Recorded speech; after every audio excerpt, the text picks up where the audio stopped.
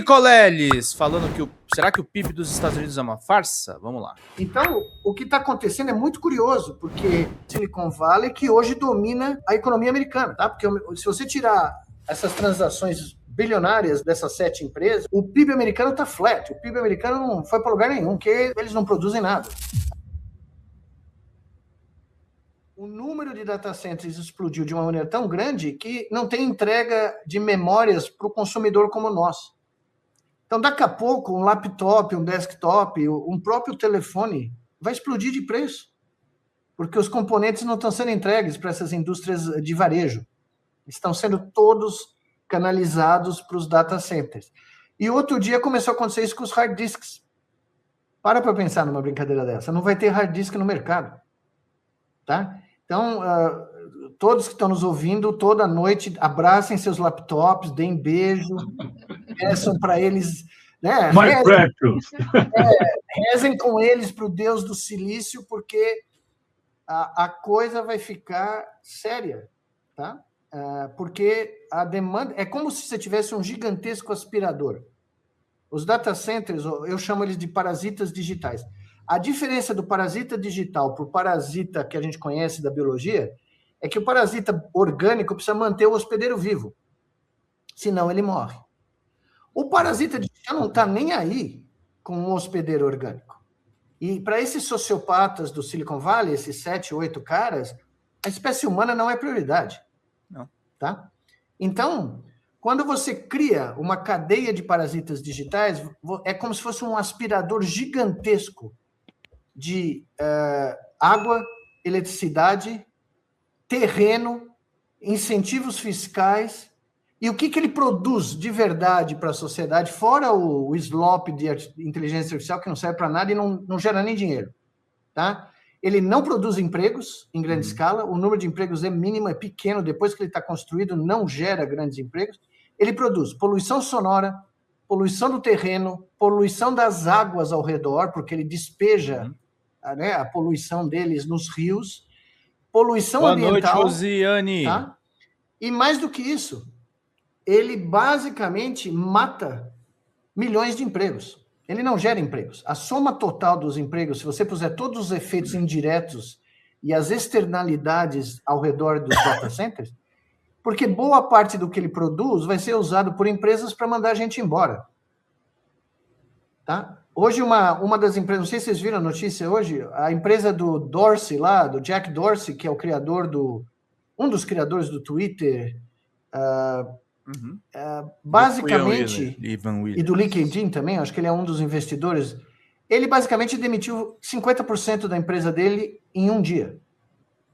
Ele vai se arrepender porque as ferramentas que ele vai usar não vão substituir os funcionários que ele mandou embora. É só para economizar dinheiro.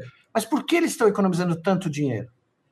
Esses caras não são trouxas, eles sabem que a AI não vai substituir, a inteligência artificial não vai substituir os funcionários. Eles estão economizando no salário dessas pessoas para investir em hardware, para comprar GPUs, para construir data centers, tá? Porque eles estão ficando sem cash flow. Se você for olhar a reserva de dinheiro vivo dessas grandes empresas, né, Microsoft, Google, a Oracle está quase sem dinheiro, tá? É só se olhar os gráficos que são públicos, você tem acesso a esses dados. Eles estão consumindo o cash flow para investir nesses data centers. Eu estou falando nos últimos meses de um grande herói meu, que eu tenho há anos, né, desde que eu cheguei nos Estados Unidos, chama-se Lewis Mumford, que é um grande autor americano, né, que escreveu talvez o maior tratado sobre a história da tecnologia. São 3 volumes espetaculares, aliás, 4 volumes espetaculares. Eu acabei de reler a obra dele, eu tinha lido já para o meu último livro de neurociência e tal. E o que ele fala lá? O capitalismo é assim, enquanto eles estão ganhando dinheiro, o Estado não serve para nada. E o dinheiro eles usam nas aventuras deles. No momento em que a coisa aperta, o Estado tem que nos salvar. Porque se não nos salvar, colapsa. Minha empresa vai colapsar, vão perder milhares de empregos. Então é isso. A receita não mudou. O próprio Sam Altman falou em dezembro, quando começou o rumor de que essa empresa dele, que já gastou 100 bilhões de dólares, estava indo para o vinagre rapidamente, não tem problema, qualquer coisa o governo americano nos garante. Eles já jogam com essa hipótese. Então, o que eles fizeram? Eles, basicamente, eu falei isso outro dia, eu vou repetir, não sei se vocês lembram do Mark Twain, que é o meu escritor favorito americano. O Mark Twain falava o seguinte, os Estados Unidos têm a melhor democracia que o dinheiro pode comprar. Né? E é a pura verdade. Essa eleição, os caras investiram centenas de milhões de dólares para eleger alguém que ia abrir as portas. Tanto é que eles estavam todos na posse. Aquilo parecia a posse do imperador romano, de Júlio César. Estavam todos eles na primeira fila, todos os barões das Big Techs. E por isso que quando eu publiquei esse livro aqui em 2020, a minha mãe, que tem 87 anos, leu o livro e falou, meu filho, isso aqui não é ficção científica de jeito nenhum. Eu falei, como não, mãe? Ela falou, não, isso aqui é um ensaio jornalístico. Está tudo acontecendo. Né? E tá. Esses caras não acreditam na democracia. O Peter Thiel, que é um dos caras por baixo do pano que financia, né, boa parte dessas loucuras, ele acredita que o mundo tem que ser governado por uma monarquia tecnológica.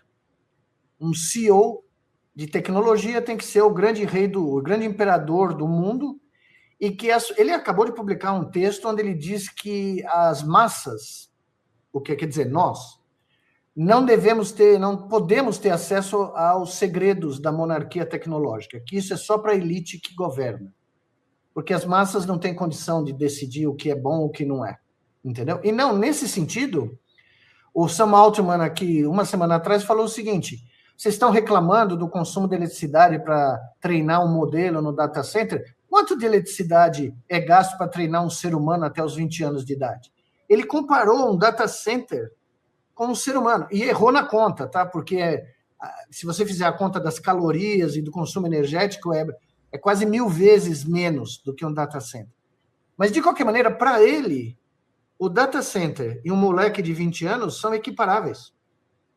O que mostra claramente um grau de sociopatia típico, né? Nenhuma empatia humana, nenhum tipo de conexão com a espécie. Então, para eles, se boa parte da humanidade perdeu o emprego... Deixa eu mandar um beijo aqui. Infelizmente, estamos com pouquíssimas contribuições, e eu não sei o que o Juarez está escrevendo aí no chat. Agradecer a Regina Hecklen, que mandou aí contribuições no canal nas últimas horas. Muito obrigado pela generosidade, minha querida. Cláudia Filler, companheira de sempre. Vera Lúcia Branchi, obrigado pela ajuda. E a Lilian Macedo, mandar um beijão para ela, que deu uma força lá para Lindiane. Vamos lá, gente. São pessoas que mandaram... Não valeu demais, gente. Vamos ajudar. Sandra Frameski, boa noite. 113 pessoas me assistindo. Nenhuma contribuição, e a gente ouvindo um excelente professor Miguel Nicolelli. Se eu não me engano, essa entrevista foi pro Tutameia. Tutameia é um canal muito legal. Morrer de fome, morrer de pestilência e desaparecer, tudo bem, desde que eles mantenham os brinquedinhos e o business plan deles, entendeu? Eles não têm a menor conexão com a espécie. Aliás, eu acho que, na realidade, esses caras estão quase virando uma outra espécie. Agora, vocês viram o que aconteceu recentemente numa certa lista do Epstein. Ontem, um prêmio Nobel, que eu conheço, prêmio Nobel de Neurociência, de Medicina, teve que renunciar no Instituto da Colômbia porque ele ia lá jantar com o cara. Nosso querido Chomsky, beijos e abraços a vida toda lá com o cara, mesmo depois da condenação do cara. Nomes famosíssimos da Harvard, do MIT, todos lá, porque, né, os caras doavam dinheiro para as universidades, tudo virou um negócio. As universidades americanas estão morrendo, porque elas sem o dinheiro público federal, elas morrem, as de pesquisa, né, as que fazem ciência, as mais famosas. A Johns Hopkins, a última vez que eu olhei nos números, que é uma das mais... no Brasil ela não é tão conhecida, mas é provavelmente uma das maiores em dotação orçamentária do governo federal americano, recebia mais de 1,5 bilhão por ano para fazer pesquisa. A pobre Duke, onde eu trabalhei quase 30 anos, recebia 400 e poucos milhões. Sem esse dinheiro, o business plan das universidades acaba. Elas desaparecem. Que é o que eu estou achando que vai acontecer, a propósito, tá? Ele está sufocando as universidades, cortando esse dinheiro. E aí não tem como rodar o negócio. Mas o que você vê, cientistas famosíssimos ali, o Larry Summers, ex-presidente da Harvard, ex-ministro da Fazenda do Bill Clinton. Tá? Um dia eu fui convidado para dar uma palestra em Davos, em 2007. Esse cara veio falar comigo depois da minha palestra. Aí ele falou, não sei o que. Eu falei, não, eu estou fazendo um instituto no Brasil e tal. Ele vira para mim, o Brasil não conta. O Brasil não está nem no radar. Assim, a arrogância... Nunca encontrei gente, talvez só na academia mesmo, mas o cara completamente arrogante. Ele veio me procurar para fazer uma pergunta e me deu uma resposta dessas, atravessar, né? No momento que o Brasil estava, né, começando a entrar no mapa de todo lugar. Então, você tem elites da universidade que estão se imiscuindo com essa elite financeira, ou pelo menos fizeram isso anos atrás, porque a busca por dinheiro para a universidade, para os laboratórios, para os institutos, é incessante. Né? Eu passei 20 e tantos anos, 30 anos, vivendo esse dilema contínuo, né? De ter que levantar dinheiro, você levantar dinheiro para manter o seu laboratório funcionando. Né? Só que, evidentemente, eu fui financiado a minha carreira inteira pelo NIH, que é o órgão do governo federal em projetos de pesquisa para o governo federal. Agora, as grandes universidades em Nova York, em Boston, elas têm departamentos de fundraising privado. Tá? E nós estamos falando de centenas de milhões de dólares. Esse instituto que o Prêmio Nobel teve que pular fora foi financiado por um cara lá de Nova York, 250 milhões de dólares a doação dele, tá? Para um instituto. Então, é quase surreal. E as universidades ficaram viciadas nisso. Então, tem muita gente, sim, na comunidade científica, protestando, falando. O grupo de cientistas americanos que trabalha no clima estão aí falando em todas as redes sociais. A mídia americana não dá bola mais, mas eles estão desesperados, mostrando os efeitos que estão ocorrendo do aquecimento global. Nós estamos vendo. Olha o que aconteceu agora em Juiz de Fora. Né? Olha o que está acontecendo em Portugal há poucas semanas. Não é um efeito localizado, é no mundo todo. Enchentes em todos os lugares, furacões com... Né? Nós tivemos anticiclones aqui no sul do Brasil, no sudeste e sul do Brasil. Vocês devem lembrar, alguns meses atrás, a gente não pôde conversar porque eu estava aqui sem luz. O telhado... Também. Eu estava aqui... Quando eu estou no Brasil, que eu fico aqui... um pedaço do telhado foi embora.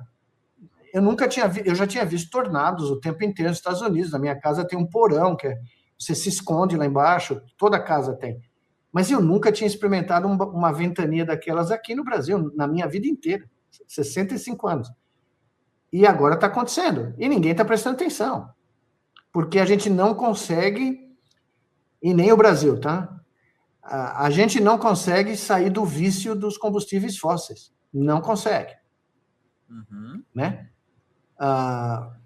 Aliás, diga-se de passagem, pegou muito mal o anúncio de fazer poço de petróleo lá no Amapá uma semana antes da COP, tá? Aqui ninguém falou nada, mas fora daqui foi um auê, tá? Porque ninguém entendeu nada. Como assim? Né? Mas, enfim, a gente não consegue se divorciar, e no Brasil especificamente, desse modelo de exportar commodities, né? De não aproveitar num plano nacional estratégico, um plano de Estado, não um plano de governo, a inteligência brasileira. A questão dos dados aí, que está todo mundo debatendo, o Brasil tem profissionais extremamente competentes, tem gente de ponta que pode fazer um projeto nacional de verdade. O que está sendo proposto aí, várias pessoas estão falando, não serve para nada. Nós estamos abrindo os portões para as big techs trazerem o lixo deles aqui. E não vai ter transferência de tecnologia nenhuma. Porque os caras trazem os chips deles, põem lá no armazém, no data center, e aí? Não acontece nada do ponto de vista de transferência de tecnologia, tá? Então, as pessoas dão uma ouvida de um barato que tem um verniz que soa como progresso. Sim. E como o Lewis Mumford gostava de dizer nos livros dele, todo político adora a palavra progresso. Ele não entende patavinas do que é. Mas gosta. E do que vai ser os efeitos colaterais de certos tipos de progresso. Porque nem todo tipo de progresso é positivo. Sim. Né? Tem várias coisas que nós abandonamos desde a Revolução Industrial que foram terríveis. foram horrendas e não levaram a nada de positivo, tá? E esse é o drama, esse é o nosso drama. A ciência e tecnologia no Brasil, ela não é discutida como uma política de Estado. Ela não é levada a sério, entendeu? Você vai na China, é outra coisa. É o outro nível de debate, outro nível de discussão. Mas eu queria só voltar um pouco, você falou aí dos Estados Unidos, o império colapsando, as ações das elites, as ações do governo. Queria saber as suas observações sobre a movimentação da reação a isso, né?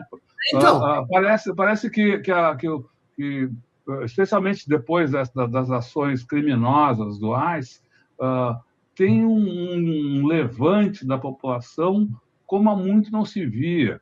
Qual é o significado disso? Isso pode ter uma interferência na política norte-americana? Veja, como você vê os movimentos populares e até de solidariedade entre a população? Não, em Minnesota isso ficou muito claro, né? A reação, tanto é que 2 americanos, que a gente sabe, né? 2 americanos foram mortos a tiros, né? Todo mundo sabe disso, todo mundo viu, mas a reação da sociedade civil em Minnesota e em outros lugares, em Chicago, por exemplo, foi enorme. Tanto é que o ICE foi embora de Chicago, não conseguiu, mesmo em Nova York, né? Agora, o que eu estou surpreso, por exemplo, em Denver, em lugares em Indiana, na Geórgia, que é um estado republicano do sul dos Estados Unidos, tá? Os caras começaram a bloquear os data centers. A pressão da comunidade local foi tão grande nos conselhos. Lá não tem a Câmara como a gente conhece aqui, na Câmara, né, municipal, de vereadores, do jeito que a gente conhece. Mas tem esses conselhos onde a população vai nas reuniões, né, com o prefeito e com outros dirigentes da cidade. E esses lugares que eram 10, 15 pessoas que iam, estão lotados. E está cruzando o limite político. Não é um troço que foi polarizado. Os caras, por exemplo, teve um fazendeiro recentemente, eu não sei se é em Iowa ou eu estou esquecendo o estado, mas é um fazendeiro que ofereceram para ele $15 milhões para ele vender a fazenda para fazer um data center. Ele recusou. Uhum. Aí ele vendeu por $2,5 milhões para uma ONG para fazer um parque, para fazer uma reserva, porque ele falou, eu não vou destruir a minha vida inteira. Eu vivi a vida inteira nessa fazenda, eu não vou transformar isso num cubo de concreto. Eu fiz uma postagem há algumas semanas, só para ver a reação, no Twitter. Eu falei o seguinte, tirando todas as questões do direito trabalhista, tudo isso aí, tá? Eu falei, os faraós construíram pirâmides. Uhum. A Igreja Católica construiu catedrais, né? O século XXI construiu data centers. Eu falei, vejam a comparação da destruição até do conceito de estética. Tá? É horroroso. As pirâmides estão aí, 5.000 anos, 3.000 anos, sei lá quanto. As catedrais sobreviveram. O Michelangelo pintou lá a Sistina, está lá até hoje. Antes de entrar aqui, a Rádio Cultura me fez o favor de tocar o terceiro concerto de piano de Rachmaninoff, só com um tal de Horowitz, que era amigo do Rachmaninoff. Tá, o Rachmaninoff deu na mão dele o concerto, depois falou assim, você toca... Rachmaninoff é maravilhoso. Melhor do que eu. E a cultura hoje, pura coincidência, é o meu concerto favorito, tá? Os caras tocaram o concerto inteiro. E eu fiquei pensando, nenhuma IA vai criar um barato desses. Nenhuma. Não tem a menor chance. Eles vão copiar, eles podem copiar as estatísticas, fazer o Rachmaninoff digital, mas nenhuma IA vai aparecer com o novo Beethoven, tá? E o Horowitz, que é o maior pianista da história... Ó, isso que o Nicoleles está falando, ó, prestigiem lá na Cultura FM, tá? Tem aí na íntegra para vocês apreciarem. Só que não tá carregando aqui direito, caralho. Enfim. Para quem quiser conhecer esse compositor que ele mencionou, tem uma interpretação dele na Cultura FM. Eu vou deixar o link aqui para quem é apreciador de música erudita, meus queridos e queridas. Tá aí o link no chat. Vamos voltar pro nosso querido Nicoleles. História. Você ouve o cara tocar, você quer... É como se o piano fosse levantar voo e você vai junto, você vai na esteira. Essa é a condição humana que nenhum sistema algébrico, nenhuma fórmula, nenhum algoritmo é capaz de criar. Tá? E é isso, por incrível que parece que está sendo despertado com esse movimento de oposição às data centers, porque surgiu um movimento que eu acho que tem que ser criado aqui também no Brasil, que chama-se Human First. Os caras estão começando a boicotar os Estados Unidos, a sociedade americana é boa de boicote, é isso que eles sabem fazer, tá? Eles estão começando a boicotar empresas que estão usando IA, inteligência artificial, e demitindo seres humanos, tá? Então o movimento chama Human First. E eu vi um post meses atrás no Twitter e falei, ixi, isso aqui não vai durar uma semana. Está em todo lugar. Está começando a aparecer em todo o que é canto, tá? Então, aí, ontem surgiu uma sátira mostrando que há 20 anos os Jeff Bezos, o Musk, os caras envelhecendo, né? E o discurso dos caras é o mesmo, né? E eles falam, nós demitimos centenas de milhões de pessoas, eles têm tempo na mão, o que nós vamos fazer? Nós vamos pôr eles para rodar... Está no meu livrinho aqui. Nós vamos pôr eles para rodar nas bicicletas para gerar energia e reabastecer as baterias dos nossos data centers. Tem até um monte de gente andando de bicicleta lá, porque não sobrou nada para o ser humano fazer, né? Então, o que esse movimento lá começou a mostrar? Começou a mostrar que o produto IA, ele é detrimente, né? Ele cria desafios em todas as dimensões da vida humana, do mercado de trabalho ao próprio cérebro do ser humano. Porque começaram a aparecer estudos mostrando o que acontece se você começa a fazer uma imersão completa no ChatGPT, né? Começou a surgir os primeiros estudos neurofisiológicos, cognitivos, mostrando a devastação que o pessoal está começando a sofrer, né? E aí, esse movimento está trazendo todas as dimensões nefastas, que não são só perda do mercado de trabalho, questões ambientais, elas vão no fulcro daquilo que nós chamamos de condição humana. Porque... Você acha que pode ter um boicote à IA generalizado? Já começou. Eu não sei a dimensão que ele vai atingir, não dá para saber. Mas a ponto de, se vocês viram no último encontro de Davos, eu fui só uma vez, né? Mas Davos é o lugar onde os bilionários do mundo vão discutir como eles vão resolver a pobreza para fazer os pobres ficarem mais pobres. Essa é a definição de Davos, tá? Pois bem, eu não sei se vocês viram nessa última reunião, o CEO da Microsoft dizendo o seguinte, olha, vocês precisam consumir os nossos produtos, o Copilot lá de IA, porque senão pode virar uma bolha financeira e pode gerar a maior crise do mercado financeiro da história dos Estados Unidos. Soa como uma chantagem para mim um negócio desse. Ou vocês consomem esse barato, ou essa bolha que nós criamos a propósito vai explodir, e aí vai... E o curioso é que se essa bolha explodir, ela vai essencialmente explodir nos Estados Unidos, principalmente. Ela não é igual à bolha do mercado financeiro de 2008, 2007. Ela é uma bolha centrada na economia americana do Silicon Valley, que hoje domina a economia americana. Tá? Porque se você tirar essas transações bilionárias dessas 7 empresas, o PIB americano está flat. O PIB americano não foi para lugar nenhum, porque eles não produzem nada ali, entendeu? Então, o que está acontecendo é muito curioso, porque a Goldman Sachs soltou um relatório na segunda-feira dizendo que até agora a indústria de IA não contribuiu em nada para a economia americana. Eles rodam dinheiro, eles rodam a financiarização, né? Então, a NVIDIA diz que vai dar 30 bilhões para a OpenAI agora, na última rodada de financiamento. Só que a OpenAI vai devolver os 30 bilhões comprando serviços e chips da NVIDIA, ou seja, não circula um tostão. Né? É um acordo cíclico, não tem dinheiro sendo trocado de mão. Tá? É uma coisa maluca. E é isso que está sustentando essa bolha. Mas uma hora ela pode explodir, porque na hora que algum grande investidor descobrir que não vai ter retorno, que não vai conseguir dinheiro de volta na magnitude do investimento que ele fez, é um grande investidor apertar o botão e se livrar desse investimento para a coisa desandar ali, né? E aí muda tudo.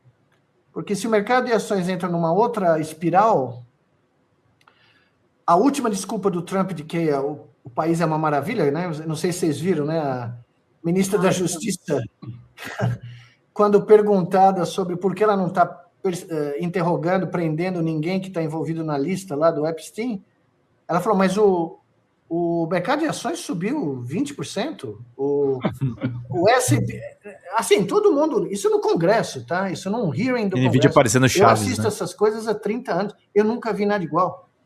Ela xingando os deputados democratas, ela falando que eles são criminosos, são mentirosos, são não sei o quê. Eles têm o poder de impeach ela, né? Claro que os republicanos têm uma pequena margem, então é difícil, mas ela pode ser removida pelo Congresso, a qualquer momento. Uhum. Por isso que os caras vão lá e suam, né?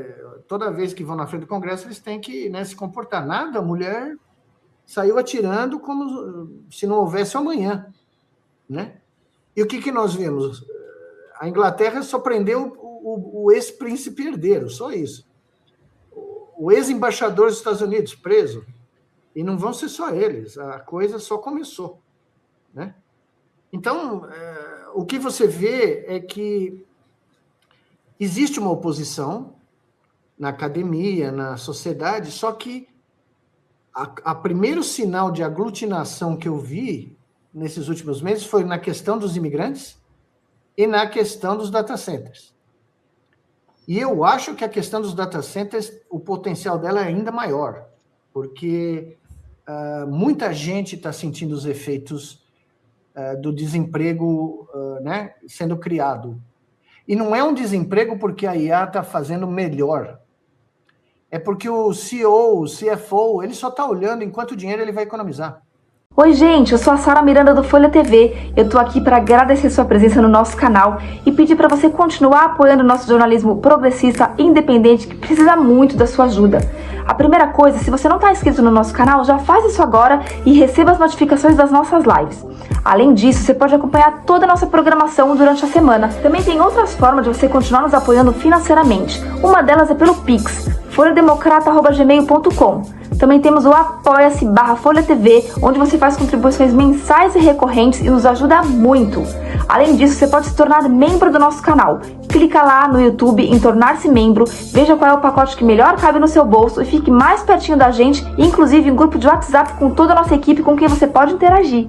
Apoiar um canal progressista também é uma forma de militância. Então fica aqui com a gente, apoia o Folha TV, eu te vejo nas próximas lives. Beijo, até mais!